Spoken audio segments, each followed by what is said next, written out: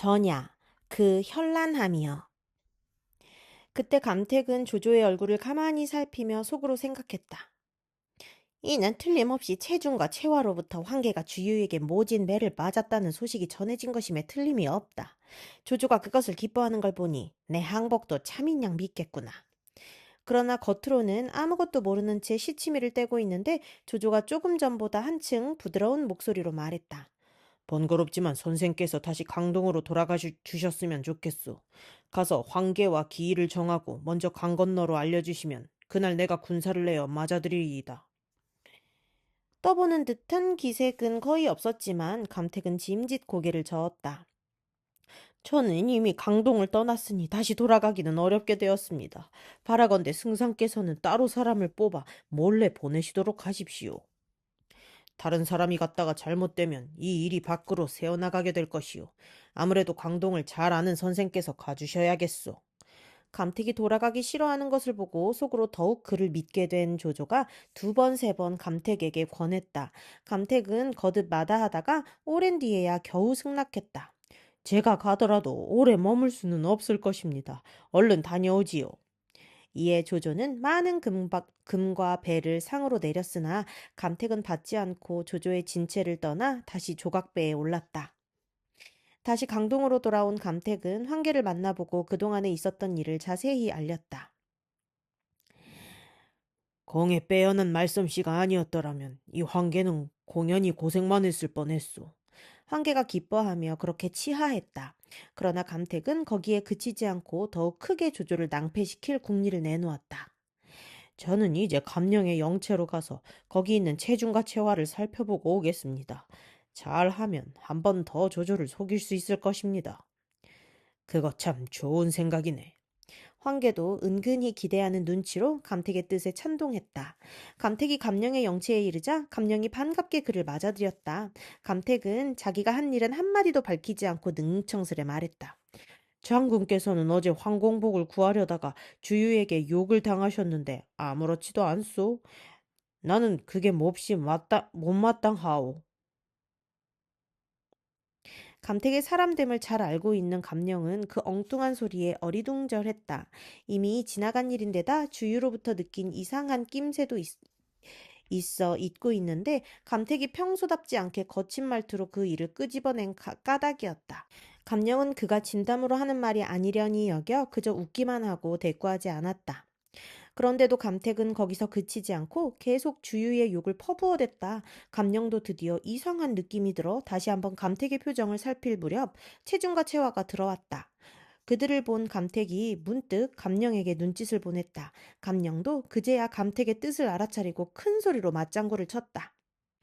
주유는 제 체주만 믿고 우리 따위는 사람 대접을 않는구려. 이제 그런 주유에게 욕을 당하고 보니 무엇보다도 강 건너 사람들의 귀에 들어갈까 두렵소. 아무리 적병이지만 그들까지 그걸 알면 내 무슨 낯으로 싸움에 앞서겠소. 그러고는 부두둑 이를 갈며 앞에 있는 탁자를 내리쳤다.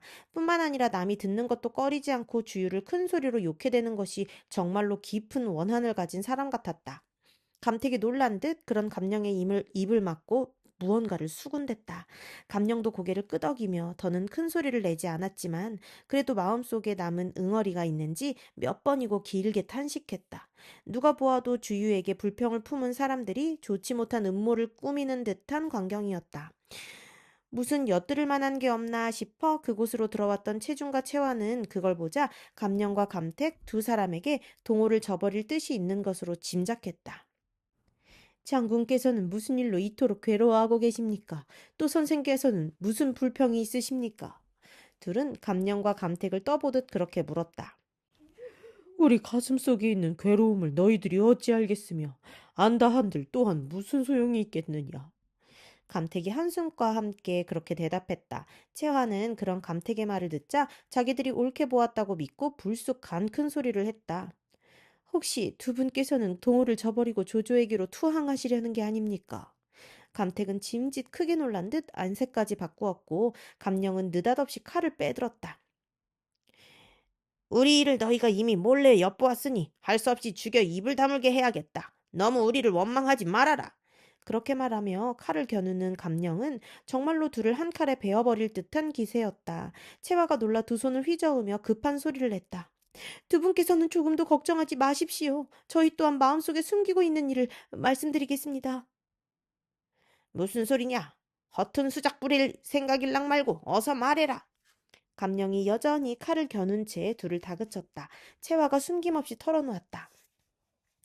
저희들은 조승상께서 시켜 거짓으로 항복한 자들입니다. 두 분께서 만약 조승상께로 귀순할 뜻이 있다면 저희들이 마땅히 길을 열어드리겠습니다.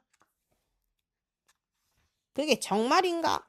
감령이 믿을 수 없다는 듯 놀란 눈길로 물었다. 채화와 채중이 입을 모아 말했다. 저희들이 어찌 감히 장군을 속이겠습니까? 그제서야 칼을 거둔 감령은 거짓으로 기쁜 표정을 지으며 감격에 찬 소리를 했다. 일이 정말로 그러하다면 이는 바로 하늘이 우리를 편케 하려는 뜻이로구나. 황계며 장군께서 주유에게 욕을 당한 일은 이미 승상께 전해두었습니다. 완전히 감택과 감령에게 속은 두 채가가 그 일까지 뽐내며 알렸다. 그걸 보고 감택은 감령에게 숨기고 있었던 것을 털어놓듯 말했다. 나는 이미 황공복을 위해 승상께 항복하는 글을 전하였소. 이번에는 특히 흥패, 감령의 아들 흥패를 보고 황공복과 함께 항복할 것을 권하러 왔소. 나를 정해 함께 조승상에게로 가도록 합시다. 감령도 그새 마음을 정한 듯 흔연히 대답했다. 대장부가 밝은 주인을 만나게 되었는데 어찌 마음이 기울지 않겠소. 함께 투항하도록 하리다. 일이 그렇게 되고 보니 술 한 잔이 없을 수 없었다. 네 사람은 술을 내와 늦도록 함께 마시며 있는 말 없는 말로 마음속을 털어놓았다. 채화와 채중은 곧 감령도 황계와 함께 내응하게 된 것을 적어 조조에게 몰래 보냈다. 감택은 또 감택대로 딴 사람을 시켜 조조에게 글을 보냈다. 황계는 승성께로 가고 싶은 마음에 하루가 천년 같으나 알맞은 때와 배편을 마련 못해 눌러앉아 있습니다. 다만 뚜렷한 날짜는 아직 정하지 못한 대로 갈 때의 신호는 약조가 되었기로 그것만이라도 전하고자 합니다. 뱃머리에 푸른 깃발을 꽂고 오는 배가 있으면 그게 바로 황계의 배이오니 승상께서는 유념하여 주십시오. 한편 조조는 연달아 두 통의 글을 받자 다시 의심이 일었다. 일이 너무도 자신에게만 유리하게 돌아가자 본능적인 경계심이 든 탓이었다. 그 때문에 마음이 흔들린 조조는 곧 여러 모사들을 불러놓고 물었다. 동호회 감령이 주유에게 욕을 본데 앙심을 먹고 안에서 우리에게 호응하겠다는 뜻을 알려왔다. 또 며칠 전에는 황계가 주유에게 벌받는데 한을 품고 감택이란 자를 보내 항복을 해왔다. 그러나 가만히 살펴보면 둘 다 깊이 믿지 못할 구석이 많다. 누가 직접 주유의 진체로 들어가 그들 두 사람의 항복이 참으로 믿을 만한지 알아올 사람이 없는가? 그러자 장관이 나와 말했다. 제가 저번에 강동에 갔다가 아무 공도 이루지 못하고 도리어 승상께 해로움만 끼쳐드려 부끄럽기 짝이 없습니다. 이번에 다시 한번 저를 보내주십시오. 목숨을 버리게 되는 한이 있더라도 반드시 그 일을 잘 살핀 뒤 승상께 알려드리겠습니다. 잠옷 비장한 결의가 담긴 목소리였다. 조조는 지난번에 맛본 쓰라림도 있고 기뻐하며 허락했다. 실은 조조 아래서 그나마 주유에게로 오갈 수 있는 이는 장관뿐이기도 했다. 이번에야말로 지난번의 실수를 메울 만한 공을 세우리라는 결심으로 장관은 다시 배에 올랐다. 배는 빠른 물살을 타고 곧 강남 주유의 진체에 이르렀다. 장관은 곧 사람을 보내 자기가 온 것을 주유에게 알리게 했다. 주유는 장관이 다시 자기를 보러 왔다는 말을 듣자 크게 기뻐했다. 내가 이번에 공을 이루고 못 이루고는 오직 이 사람에게 달렸다. 그렇게 중얼거리며 마침 함께 있던 노숙에게 가만히 시켰다. 바라건대 방사원에게 가서 나를 좀 도와달라고 이르시오. 내가 시킨 대로만 해준다면 우리는 이미 조조에게 이겨놓은 것이나 다름없을 것이오. 그런 다음 방사원이 해야 할 일을 자세히 일러주었다. 방사원은 양양의 방통으로 수경선생 사마휘가 봉추라고 부르던 바로 그 사람이었다. 난리를 피해 강동으로 옮겨 살았는데 노숙이 일찍부터 주유에게 그를 천거했으나 그는 어찌된 셈인지 주유를 찾아보려 하지 않았다. 이에 하는 수 없이 주유가 먼저 노숙을 보내 방통에게 묻게 했다. 조조를 처부수려면 어떤 계책을 써야 되겠습니까? 조조의 군사를 깨뜨리는 데는 불로써 공격하는 수밖에 없을 것이요. 하지만 넓은 강 위에서 요행 한 척의 배에 불을 지른다 해도 나머지 배들은 사방으로 흩어져 버린다면 아무 소용이 없소. 따라서 먼저 연환궤를 베푼 뒤에 화공을 써야 할 것이요. 방통이 가만히 일러주었다. 노숙이 물었다. 연환궤란 무엇입니까? 배와 배를 쇠고리로 연결하게 만드는 계책이요. 조조로 하여금 그렇게 하도록 달랠 수 있어야 하오. 노숙은 그 말이 얼른 이해되지 않았으나 어쨌든 들은 대로 주유에게 돌아가 전했다. 주유는 그 말을 전해 듣자 방통의 식견에 몹시 감복한 얼굴로 고개를 끄덕이다가 혼잣말처럼 말했다. 나를 위해 그 연한계를 베풀어 줄 사람은 방사원이 아니고는 없으리라.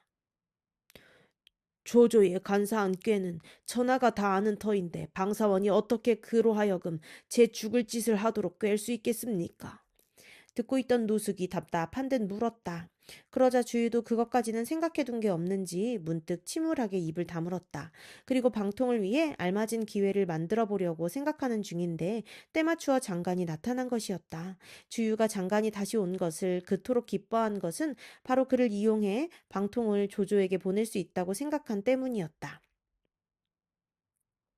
따라서 한편으로는 노숙에게 계책을 주어 방통에게 보내고 다른 한편으로는 자신의 군막에 높이 앉아 장관을 불러들이게 했다.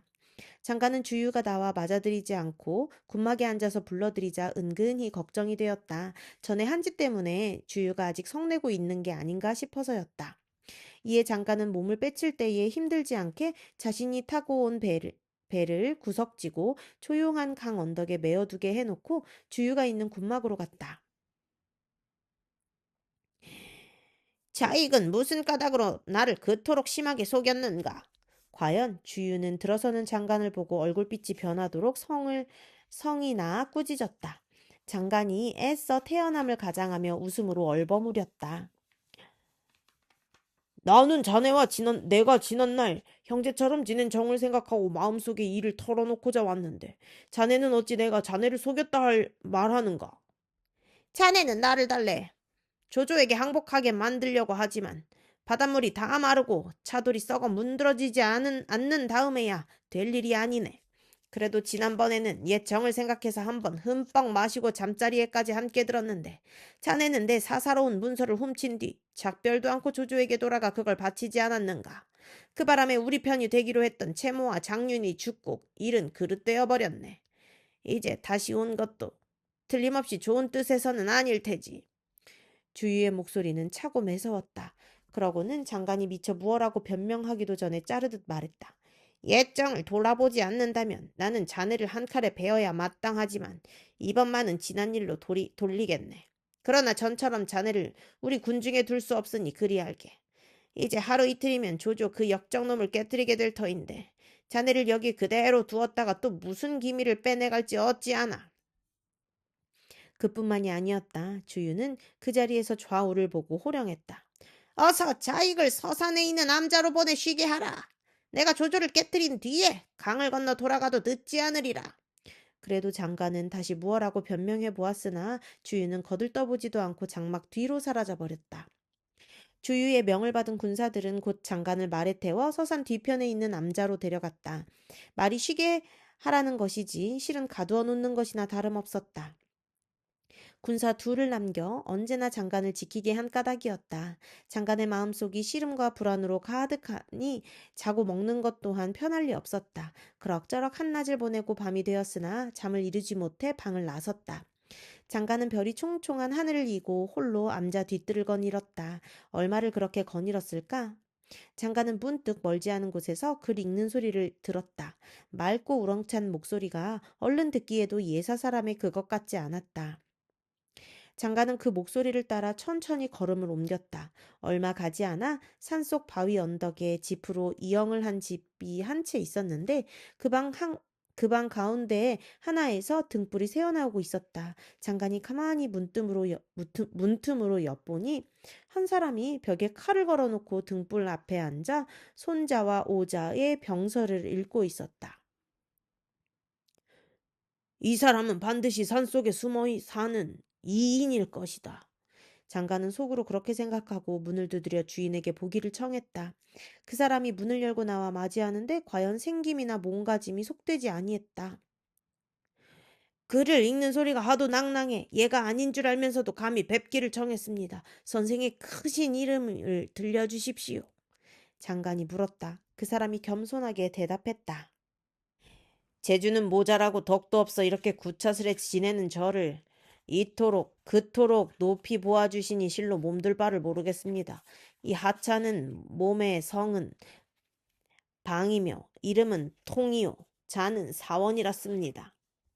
그렇다면 바로 봉추 선생이 아니십니까? 장관이 놀라 되물었다. 봉추가 빙긋 웃으며 고개를 끄덕였다. 그렇습니다.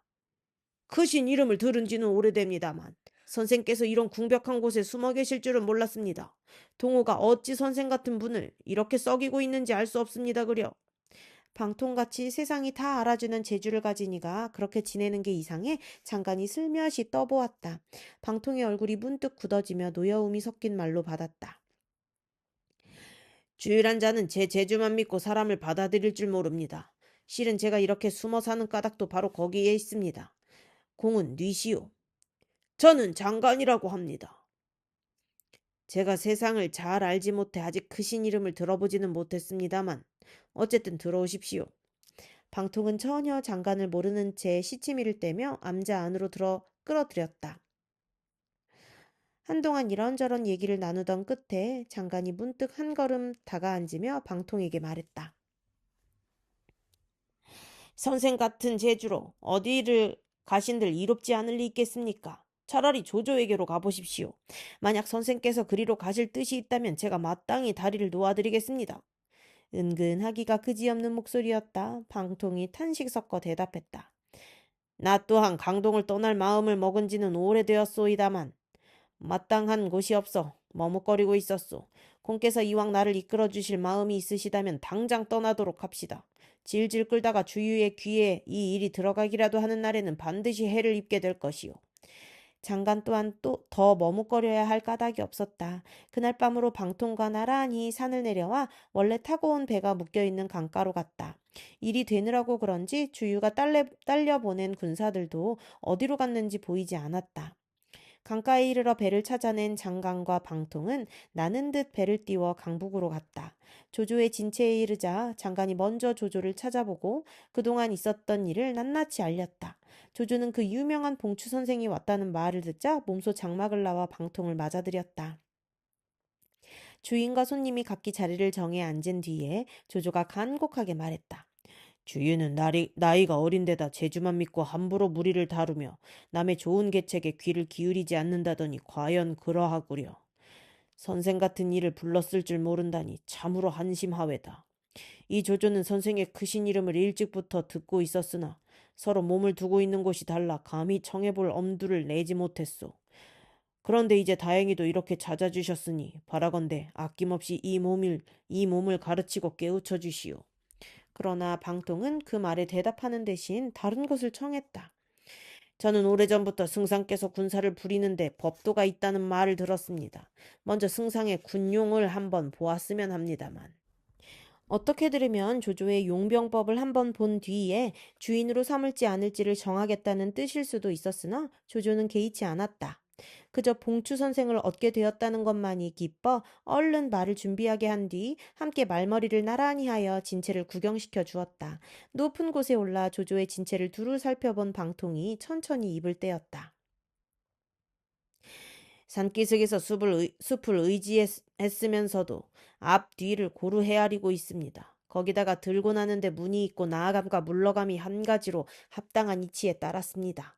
비록 손자와 오자가 되살아나고 사마양저가 다시 나타난다 해도 이보다 더 낫지는 못할 것입니다. 병가가 들을 수 있는 최대의 층송이었다. 조조가 도리어 겸손을 보이며 방통의 말을 받았다. 선생께서는 지켜 세움이 지나치십니다. 오히려 모자라는 곳이나 가르쳐 주십시오. 그리고 이번에는 수채로 방통을 이끌었다. 방통이 보니 24개의 진문을 벌여 큰 싸움배를 느려 세웠는데 마치 든든한 성곽 같았다. 그리고 중간치와 작은 싸움배는 그 사이를 골목 드나들듯 하고 있는데 또한 그 움직임이 앞뒤가 가지런했다. 승상의 용병이 이 같으니 과연 이름이 헛되이 전하는 법은 없는 것 같습니다 그려.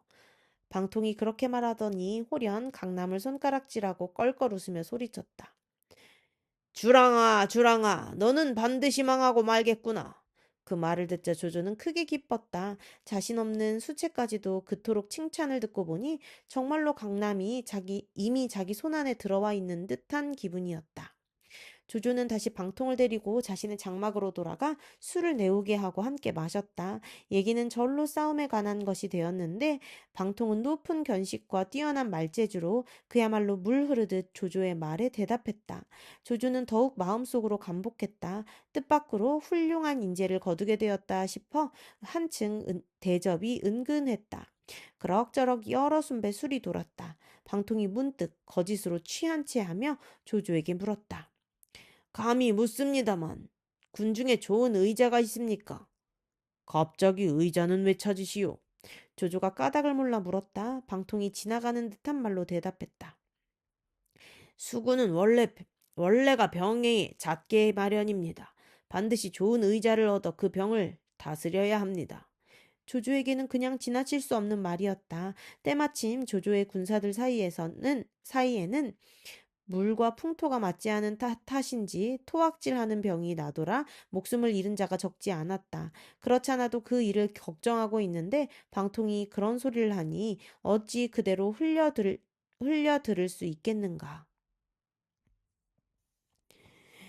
실은 나도 그게 걱정이오. 좋은 의자를 구하는 일도 급하지만 더 급한 것은 군사들이 병들지 않게 하는 일이외다. 어떻게 하면 그게 되겠소? 조조는 간절한 기대로 방통에게 물었다. 방법이여 왜 없겠습니까만. 방통은 그렇게 뜸을 들여놓고 넌지시 말했다. 승상께서 수군을 조련하는 법은 몹시 묘하나 다만 한 가지 애석한 것은 그게 온전치 못하다는 것입니다. 어떻게 해야 온전해지겠소? 조조가 바싹 매달리듯 하며 물었다. 그러나 방통은 조조가 한 번 더 묻기를 기다린 뒤에야 입을 열었다. 제게 한 가지 계책이 있습니다. 그대로만 하신다면 대소의 수군이 병이 나지 않을 뿐만 아니라 편안하게 공을 이룰 수 있을 것입니다. 역시 물은 말에 대한 대답은 아니었다. 그래도 조조는 묘책이 있다는데 우선 기뻤다. 입이 함지방만큼 벌어지며 물었다. 그 묘책이 무엇이요? 이제 방통의 말이라면 팥으로 매주를 쓴다 해도 믿을 판이었다. 그제야 방통은 짐짓 미뤄오던 답을 일러주었다. 대강은 여느 강과 달라 조수가 들고 나며 풍랑이 그치지 않습니다. 북쪽에서 온 군사들은 배를 많이 타보지 않은 까닭에 그같이 심하게 흔들리는 배에서는 멀미를 하게 되고 그 배멀미가 거듭되면 마침내 병이 나게 되는 것입니다. 크고 작은 배를 30척이나 50척을 한때로 삼아 뱃머리와 꼬리를 쇠사슬로 든든하게 묶으십시오. 그리고 그 사슬 위로 널빤지를 깔아두면 배와 배 사이를 사람이 지나다닐 수 있을 뿐만 아니라 말이 달릴 수도 있을 것입니다. 그뿐이겠습니까? 그렇게 한 배를 타고 나아가면 설령 풍랑이 높이 인다 해도 두려워할 게 없습니다. 마치 땅 위에 있는 것처럼 흔들림이 없어 아무리 북쪽에서 온 군사라도 배멀미를 모르게 될 것입니다. 조조가 들어보니 정말로 기가 막힌 묘책이었다. 이에 평소에 위엄도 있고 앉은 자리에서 내려앉으며 고마움을 표시했다. 선생의 묘책이 아니었던들 제가 어떻게 동호를 깨뜨릴 수 있겠습니까? 얕고 어리석은 소견으로 한번 생각해 본 것일 뿐입니다. 승상께서 한 번 더 살펴보시고 알아서 처리하십시오. 방통은 짐짓 그렇게 일러주어 조조를 더욱 의심할 수 없도록 만들었다. 조조는 곧 영을 내려 군중에 있는 대장장이들을 모두 불러들이고 밤낮 없이 쇠사슬과 큰 못을 만들게 했다. 모든 배를 서로 얽어놓기 위한 것들이었다. 지긋지긋한 배 멀미에 시달리고 있던 조조의 군사들은 그 소식을 듣자 한결같이 기뻐했다. 방통은 자기 뜻대로 되었으나 거기서 그치지 않고 다시 조조에게 말했다. 제가 보니 강자의 호걸들 가운데는 주위에게 한을 품은 이들이 적지 않아 보였습니다. 제가 새치 혀를 눌려 그들을 달래 모두 승상께 항복해 오도록 해보겠습니다. 그렇게 되면 주유는 홀로 남겨져 달리 도움을 빌 데도 없으니 반드시 승상께 사로잡히게 될 것입니다. 또 주유가 이미 승상께 사로잡힌다면 유비 따위야 무슨 걱정거리가 되겠습니까? 자신의 몸을 안전한 곳으로 빼낼 뿐만 아니라 이미 주유가 조조를 상대로 펼치고 있는 사한계를 은근히 돕는 계책이었다. 그러나 조조는 그런 방통을 조금도 의심하지 않고 감사하기에만 바빴다. 선생께서 그렇게 하여 큰 공을 이루시기만 한다면 이 조조는 천자께 상주하여 선생을 삼공의 열에 오르도록 하겠소. 그 같은 조조를 방통은 비정아리만큼 철저하게 농락했다. 나는 부귀를 위해서가 아니라 다만 뭇 백성들을 구하기 위해서 이 일을 하고 있습니다. 승상께서 주유를 사로잡고 강을 건너시더라도 결코 죄 없는 백성을 함부로 죽여서는 아니 되십니다. 아무리 의심이 많다 한들 이 같은 공명정대한 사람을 조조가 어찌 의심할 수 있겠는가? 조조는 맹세하듯 방통에게 다짐했다. 나는 하늘을 대신해 이번 일을 하고 있소이다. 어찌 함부로 백성들을 죽이겠소? 그때 다시 방통은 주유가 체중 체화의 거짓 항복을 알아보던 것에 생각이 미쳤다. 주유는 그 가족이 조조의 진중에 있는 걸로 미루어 그들의 항복이 거짓이라는 걸 알아차렸다. 방통은 자신의 가족이 강남에 있다는 것으로 조조의 의심을 사서는 큰일이라 싶어 선수를 쳤다. 승상께서 제게 방문 한 장만 내려주십시오. 조조에게 절하며 물러나던 방통이 문득 생각났다는 듯 그렇게 청했다. 조조가 어리둥절해 물었다. 방문이라니 어떤 방문을 말하시오? 제 가솔들이며 일가부치를 안심케 하기 위한 것입니다. 제가 승상께 온 줄도 모르고 겁에 질린 나머지 주유를 돕게 되면 그 안이 낭패이겠습니까? 그제야 조조도 방통의 가족의 생각이 미쳐 물었다. 선생의 가솔들은 지금 어디에 계시오? 여기저기 강변에 흩어져 살고 있습니다만 승상의 방문 한 장이면 모두 보존할 수 있겠습니다. 방통이 스스로 그렇게 밝히고 나서니 그 가솔이 비록 강남에 있다 해도 의심할 겨를이 없었다. 곧 방통의 가솔 및 그 종족들을 안심시킬 방문 한 통을 써서 방통에게 내주었다. 방통은 다시 한번 절하여 물러나며 조조에게 당부했다. 제가 떠난 뒤 되도록이면 빨리 군사를 내도록 하십시오. 시일을 끌어 주유가 이 일을 알게 해서는 아니 됩니다. 그 또한 너무도 당연한 말이라 조조는 고개를 끄덕이지 않을 수 없었다. 그런데 조조와 작별한 방통이 강가에 이르러 막 배에 오르려 할 때였다. 호련 강 언덕에서 도포에 대나무로 얽은 관을 쓴 사람 하나가 나타나 방통의 옷깃을 잡아채며 꾸짖었다. 너희가 실로 간이 커도 이만저만이 아니로구나. 황계는 호육계를 쓰고 감택은 거짓 항서를 올리더니 이제 너는 얘까지와 연환계를 일러주고 가는구나. 모조리 태워 없애려는 수작이지. 하지만 안 된다. 너희들이 비록 모질고 독한 솜씨를 부려 조조는 속였을지언정 나를 속이지는 못하리라. 동호의 움직임을 마치 손바닥 안 들여다보듯 훤히 알고 하는 것 같은 소리였다. 그 말에 방통은 눈앞이 아뜩하고 넋이 산산이 흩어지는 느낌이었다. 털썩 주저앉고 싶은 마음을 애써 가라앉히고 돌아서서 보니 그 사람은 다름 아닌 서서였다. 방통은 그가 옛 친구임을 알아본 뒤에야 겨우 정신을 수습해 사방을 돌아보았다. 다행히 부근에는 아무도 없었다. 자네가 내 계책을 조조에게 말해주어 어그러져 버리게 한다면 강남 81고을 백성들이 실로 불쌍하게 되네. 그들의 목숨이 모두 자네에게 달렸으니 알아서 하게. 겨우 마음을 놓은 방통이 서서에게 매달리듯 말했다. 서서가 약간 웃음기 머금은 얼굴이 되어 대꾸했다. 이 편의 83만 인마의 목숨은 또 어떻게 하고? 그렇다면 자네는 정말로 나의 계책을 깨뜨려버릴 작정인가? 애가 탄 방통이 바짝 다가서며 물었다. 그제서야 서서가 정색을 하며 말했다.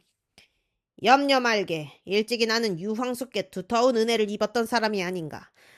아직껏 한 번도 거기에 보답할 생각을 잊어본 적이 없네. 거기다가 조조는 내 어머니를 핍박하여 돌아가시게 한 원수가 아닌가. 일찍이 내가 말한 대로 그를 위해서는 평생 단 하나의 계책도 내놓지 않을 것이네. 그런 내가 이제 어찌 자네의 그 좋은 계책을 깨뜨릴 리 있겠는가. 다만 나도 조조의 군중에 있는 만큼 조조가 싸움 한번 지고 나면 동호 쪽 사람들이 돌과 옥을 가리지 않고 이쪽을 마구 죽일 것인즉 나 또한 면하기 어려울 것 같네. 자네는 내가 조조에게서 몸을 빼낼 마땅한 계책이나 하나 일러주게. 그러면 나는 입을 다물고 멀리 피해버리겠네. 그 말을 듣자 비로소 방통의 얼굴에도 웃음기가 살아났다. 원직 자네처럼 높은 식견과 긴 안목을 가진 사람이 그만 일을 가지고 어찌 어렵다 하는가. 이윽고 방통이 빙긋이 웃으며 말했다. 이번에는 서서가 궁한 쪽이 되어 매달리듯 말했다. 정말로 마땅한 계책이 없어 그러네. 바라건대 좋은 가르침을 내려주게. 정이 그렇다면 내 한 방도를 일러주지. 서서가 진심으로 하는 말이란 걸 알아들은 방통은 그렇게 말한 뒤 서서의 귀에 대고 몇 마디 일러주었다. 부근에는 아무도 없는 걸 알지만 그래도 조심을 하느라고 귀옛말을 한 것이었다. 방통이 무슨 말을 했는지 듣기를 다한 서서는 몹시 기뻐했다. 방통은 절까지 하며 고마워하는 서서를 뒤로 하고 배에 올랐다. 한시바삐 호랑이 굴 같은 조조의 진체를 벗어나 강동으로 돌아가기 위함이었다. 한편 조조의 진중으로 돌아온 서서는 그날 밤 가까운 사람 며칠을 몰래 불러 진중에 헛소문을 퍼뜨리게 했다. 동탁이 죽은 뒤 서량을 근거로 만만치 않은 세력을 기른 마등과 한수를 이용한 것이었다. 이런저런 일로 그러잖아도 마음이 어수선하던 조조의 군사들이라 그 헛소문은 더욱 기세 좋게 번져나갔다. 그리하여 다음 날이 되자 군사들은 두셋만 모이면 머리를 맞대고 무언가를 수근거렸다. 군사들의 그런 심상찮은 거동이 조조에게 알려지지 않을 리 없었다. 오래전에 그 내용을 알아낸 장수 하나가 조조에게 달려가 알렸다. 서량주의 마등과 한수가 모반하여 허도로 군사를 몰고 지쳐 들어오고 있다는 소문이 군사들 사이에 바다하게 떠돌고 있습니다. 그런데 그 무슨 패신에 홀린 것일까? 조조는 평소에 세밀함에 걸맞지 않게 소문의 진상을 캐보는 대신 놀라기부터 먼저 했다. 곧 여러 모사들을 불러 모은 뒤 걱정스레 의논을 시작했다. 내가 남쪽으로 군사를 내면서 마음속으로 가장 걱정한 게 바로 마등과 한수였소. 군중에 떠도는 말이 비록 참인지 거짓인지 가려낼 길은 없지만 그 둘을 막을 계책을 세우지 않을 수 없구려. 어쩌면 방통은 그 같은 조조의 심정을 미리 헤아리고 그 계책을 서서에게 일러주었는지도 모를 일이었다. 조조의 말이 끝나기도 전에 서서가 기다렸다는 듯이 나서며 말했다. 이 선은 승상의 녹을 먹으면서도 아직껏 한치 공도 세우지 못해 보답을 못했습니다. 바라건대 제게 3,000군마만 내려주십시오. 밤낮을 가르지 않고 산관으로 달려가 그 험한 목을 지키겠습니다. 긴급한 일이 생기면 곧 승상께 기별을 올려 남북이 서로 호응할 수 있게 할 터이니 바라건대 서량의 일은 제게 맡겨주십시오. 서서의 그 같은 말에 조조는 기뻤다. 그때껏 입 한 번 제대로 열지 않던 서서가 스스로 어려운 일을 맡고 나선 까닭이었다. 이제 서서의 마음도 돌아서는가 싶어 두 번 생각해보지도 않고 허락했다. 만약 원직이 가준다면 내가 무슨 걱정이 있겠소. 산관에도 또한 군사들이 있으니 함께 거느리도록 하고 여기서는 우선 삼천의 마부군만 이끌고 떠나도록 하시오. 장패를 선봉으로 삼고 밤낮으로 달려간다면 늦어서 일을 그르치지는 않게 될 것이오. 이에 서서는 조조에게 작별하고 장패와 더불어 산관으로 떠나갔다. 방통이 헤아린 대로 아무런 어려움이 없이 조조와 그의 대군이 오래전에 겪게 될 참화로부터 벗어난 것이었다. 한편 조조는 서서를 보내자 적이 마음이 놓였다. 북방의 일은 잊어버린 듯 자신이 거느린 진체를 돌아보는데 먼저 말에 올라 강가에 있는 보군의 영체부터 살폈다. 과장은 있다 해도 수십만에 이르는 대군이 강을 따라 즐비하게 영체를 차리고 있는 광경은 잠옷 볼만했다. 조조는 흡족한 마음으로 수체마저 살폈다. 큰 배 한 척을 내어 중앙에 대장기를 높이 걸고 양쪽으로 진을 이뤄버려 선 배들 사이를 지나는데 때는 건한 12년 겨울인 동짓달 보름이었다. 수천의 활과 쇠뇌를 감추어 실은 큰 배 위에 높이 앉아보니 자신의 수체 또한 위용이 그럴듯했다. 거기다가 날은 맑고 포근한데 바람 한 점 없어 물결마저 고요하기 그지없었다. 이래저래 호기가 솟고 흥이 오른 조조가 문득 영을 내렸다. 큰 배 위에 술을 내고 풍악을 마련하라. 오늘 밤에는 거기서 모든 장수들과 함께 흠뻑 마시리라. 이윽고 해가 지자 동편 산 위로 보름달이 솟았다. 밝기가 마치 해가 뜬 듯하여 장강 일대에는 흰 비단이 펼쳐진 것처럼 보였다.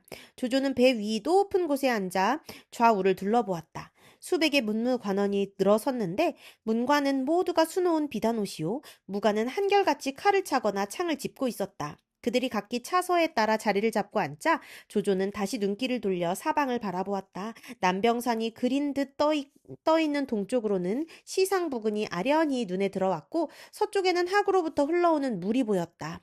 남쪽으로는 번산이 북쪽으로 오는 오림이 있으되 사방 어디를 둘러봐도 탁 트여 넓기 그지없었다. 그 같은 경색의 아름다움에다 이제 며칠 안으로 그 모두가 자신의 호령 아래 들어서게 된다는 생각에 조조의 마음은 흥겹고도 즐거웠다.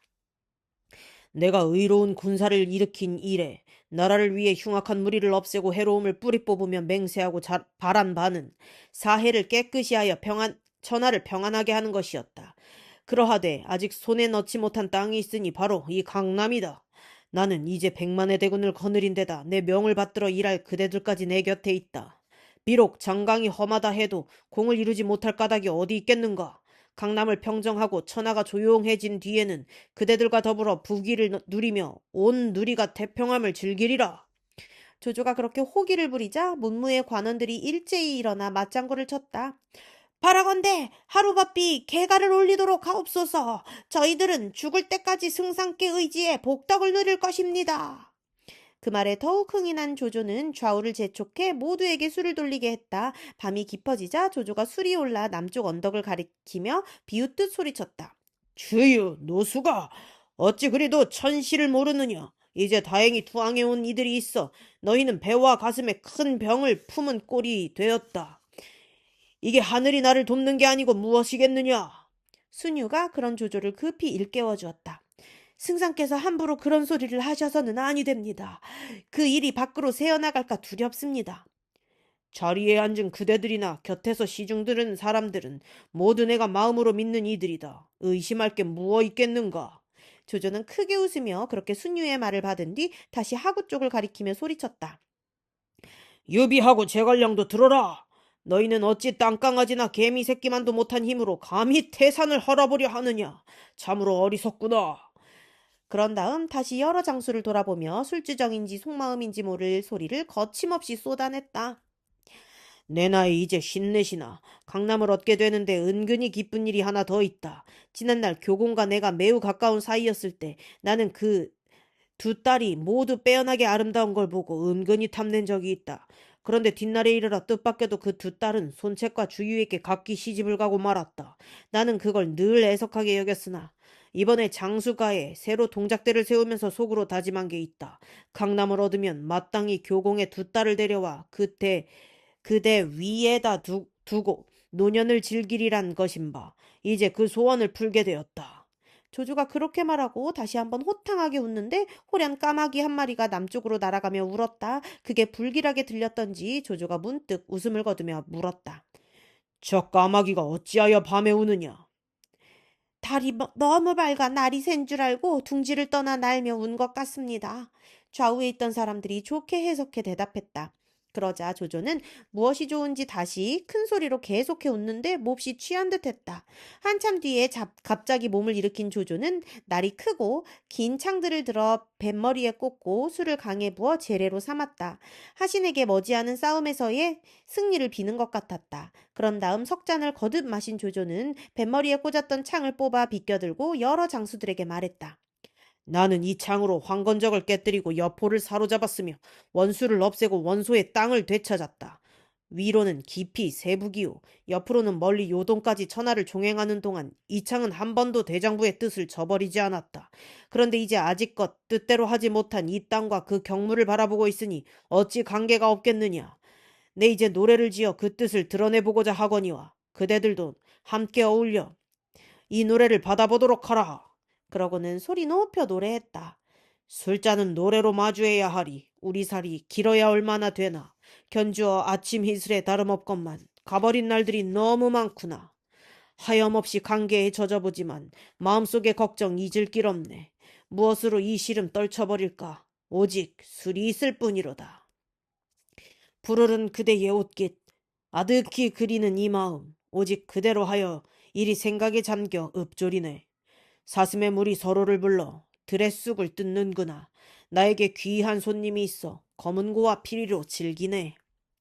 거기까지 듣고 있던 하후돈의 얼굴에 문득 감개의 빛이 어렸다. 임협에 거칠고 분방한 젊은 날을 청산하고 효렴에 추천되어 낙양으로 올라온 청년 조조의 모습이 떠오르고 이어 울분과 좌절을 술로 달래던 시절이 눈앞에 아른거렸다. 그러던 어느 날인가 조조는 그에게 그 노래를 들려준 적이 있었다. 그러나 아직 다 끝나지 않았다는 말과 함께 거기까지만 들려주었는데 이제 그 나머지를 듣게 된 것이었다. 무언가를 기다리고 있는 데서 중단되었던 그 노래가 내일이면 천하를 모두 움켜쥐게 될 이 밤. 어떻게 끝을 맺게 될지 하우도는 궁금하지 않을 수 없었다. 다른 장수들과 모사들도 궁금하기는 마찬가지였다. 천하가 모두 평정된 뒤에 조조의 뜻이 어디 있는가는 그들 모두의 운명과도 직결되어 있었기 때문이었다. 조조의 노래는 계속되었다. 밝고 밝은 저 달빛, 어느 날의 비추임을 그칠까? 그 달빛 따라오는 이는 시름 끊을 수가 없구나. 논뚝길 넘고 밭뚝길 건너 그릇되이 서로 헤어져 있네. 헤어짐과 만남 함께 이야기하며 마음은 옛정을 떠올린다. 달은 밝고 별 드문데 까막같이 나무로 나네. 나무를 3번 둘러봐도 의지할 가지 하나 없구나. 산은 높음을 싫어하지 않고 물은 깊음을 싫다 하느리 주공은 입에 문 것 뱉어가며 힘써 천하 인심을 얻었네. 노래가 끝나자 모두 즐겁게 따라 불렀다. 조조의 속마음이야 어떠하든 적어도 그 노래에서 드러나는 그의 뜻은 손님을 맞기 위해 밥 먹다가 3번이나 입에 문 것을 뱉고 일어섰다는 주공에 머물러 있었기 때문이었다. 문신이든 무관이든 오랫동안 이상의 인물로 배워온 주공을 본받으려는 주인을 섬긴다는 것은 어쨌든 기쁨이 아닐 수 없었다. 그런데 그 화기애애한 자리에서 뜻밖의 참사가 일어났다. 문득 거기 앉아있던 이들 중에 하나가 일어나 조조에게 이렇게 물은 것이 화근이었다. 대군이 싸움을 앞두고 서로 맞서 있는 마당에 승상께서는 어찌하여 이토록 불길한 노래를 부르십니까? 모든 사람이 놀라보니 오랫동안 조조를 섬겨오며 여러 가지로 공이 많은 유복이란 선비였다. 조조가 여전히 창을 비껴든 채 흥이 싹 가신 얼굴로 되물었다. 내 노래 중에 어디가 불길하단 말인가? 달은 밝고 별 드문데 까맣같이 나무로 나네. 나무를 3번 둘러봐도 의지할까지 하나 없구나 란 구절이 바로 불길한 소리입니다. 유복이 눈치 없이 제 고든 것만 믿고 그렇게 대답했다. 조조는 그 말을 듣자마자 불같이 노해 들고 있던 창을 유복에게 내지르며 소리쳤다. 네 어찌 내 흥을 깨느냐? 창은 그대로 유복의 가슴을 꿰뚫어 한 소리 짤막한 비명과 함께 유복은 그 자리에서 숨을 거두었다. 원래 조조가 노래한 그 구절은 남쪽으로 도망간 유비와 손건을 아울러 비웃은 것이었다. 그런데도 유복은 그것을 뜻만으로 따져 거꾸로 조조 쪽에다 끌어붙이고 불길한 소리로 해석해버리니 조조가 어찌 노하지 않겠는가. 거기다가 오를 대로 오른 술기운까지 겹쳐 그처럼 참혹한 일이 벌어지고 말았다. 하지만 융통성이 좀 모자라긴 해도 유복은 그만 죄로 조조가 마구 죽일 수 있는 사람이 아니었다. 그는 패국 상현 사람으로 자를 원영이라 썼는데 그때는 양주 자사로 조조를 따르고 있었다. 합비에서 몸을 일으킨 이래 난리로 있으나마나 하게 된 양주의 다스림을 바로잡고 흩어진 백성들을 모아 학교를 세우며 널리 둔전을 실시케 하여 조조의 세력이 그곳까지 미치게 한 공신 중의 하나였다. 그런 그가 말 한마디 잘못한 죄로 눈앞에서 피를 쏟으며 죽으니 술자리가 제대로 이어질 리 없었다. 모두 술이 확 깬 얼굴로 술렁거리다가 조조의 눈치를 보아가며 흩어졌다.